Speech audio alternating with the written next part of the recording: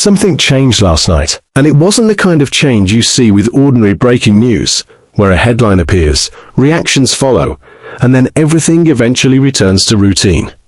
This was different. This was something that does not reverse, something that alters the trajectory of what is to come. If you're only following surface-level coverage, you are completely missing the deeper structure that is now emerging. First, Israel expanded its targeting. It was no longer limited to military installations or command posts. Targeting infrastructure, often chosen to send a message, signals that their intentions are not merely tactical, but strategic. In response, Iran did something unprecedented at this scale. They struck energy systems, not symbolic attacks or warning shots, but attacks aimed directly at the backbone of the global economy. This was the moment when the conflict ceased being a regional dispute. The war now targets the very system that sustains not just nations, but the global structure itself. The Gulf region is not merely a collection of oil-rich states. It is the foundation of modern industrial civilization. Supply chains, manufacturing bases, transportation networks, food systems, all are dependent on energy. To remove or disrupt that energy, even partially, reverberates worldwide. We have crossed a threshold. This is no longer conventional warfare. This is war aimed at the system itself. And this is no accidental escalation. Iran understands that a conventional victory against the United States and its allies is impractical. Their approach is therefore deliberate and rational, to weaken the economic foundations that underpin American power and its regional alliances. Israel and the United States, meanwhile, are pursuing a policy of profound intensity. This is not merely an attempt to contain Iran. It is an attempt to undermine its ability to function as a coherent state. The targets, leadership, economic nodes, infrastructure, are chosen to generate such internal pressure that the population might turn against the government.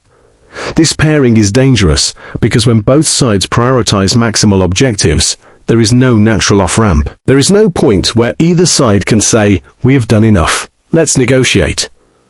The war is now a structure in itself, and its internal logic perpetuates its own escalation. The trajectory of this conflict points toward expansion by necessity. As the United States and its allies go deeper, airstrikes alone are insufficient. Controlling assets and territory requires a physical presence, and presence means responsibility and perimeter expansion. Each seemingly logical step creates new risks and new pressures, allowing the conflict to grow incrementally. The involvement of other states also matters. Gulf nations are already under pressure to manage their own security and relations with Washington. Any direct participation by additional countries dramatically changes the equation.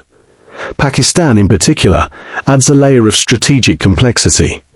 Its internal political pressures and nuclear capability make the situation highly sensitive. Even if the immediate use of nuclear weapons remains unlikely, the presence of such capacity alters the risk calculus of every decision.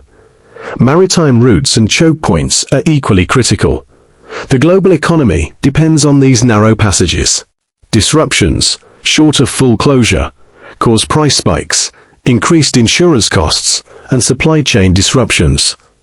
Iran understands this and can leverage it strategically. Information dynamics play a decisive role as well. Reports are incomplete, events uncertain. This fog of war does more than create confusion. It generates fear, and fear distorts decision-making. When political pressure intersects with incomplete information, decisions tend to be either defensive or aggressive, shaped more by short-term survival than long-term strategy. Targeting leadership is not merely a military tactic. It reshapes political structures. Those who might have been willing to negotiate are removed. In their place rise harder, more uncompromising actors. The result: future resolution becomes more difficult. We are now in a war that spans military, economic, psychological, and ideological dimensions. Each dimension amplifies the others. Attacks on infrastructure increase economic pressure. Economic pressure intensifies political tension. Political tension drives further military escalation. Military escalation strengthens ideological investment. It is a self-reinforcing, endless cycle. This conflict is no longer contained. It is spreading, drawing in more actors, impacting global systems. The question is no longer how to stop it. The question is how far it will go, and its consequences will not remain confined to one region. From a critical observer's perspective, this war is not merely a sequence of events. It is a structure that perpetuates itself according to its internal logic. Decisions at this stage are not based solely on immediate gains or tactical advantage. They are shaping long-term consequences and influencing deep political structures. This is the moment for the world to pay attention, because this war has become a dynamic system in its own right. And for any discerning observer, the most pressing question is, who, how, and when can this structure be checked? Every indicator currently points in the same direction. The conflict is set to escalate, and only time will reveal the extent of its outcome.